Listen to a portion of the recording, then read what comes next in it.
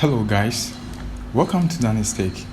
In today's video, we are going to be talking about what a website is and why it's important. So, what is a website? Simply put, a website is a collection of web pages that are linked together and hosted on a server that's accessible through the internet. Websites are used to share information, promote a business or a product, provide services, or simply to entertain. There are different types of websites, ranging from personal blogs to e-commerce websites to social networking websites like Facebook and Twitter. Why is having a website important? Well, in today's digital age, having a website is a crucial part of any business or personal brand. It allows you to showcase your products or services, connect with your audience, and establish your online presence.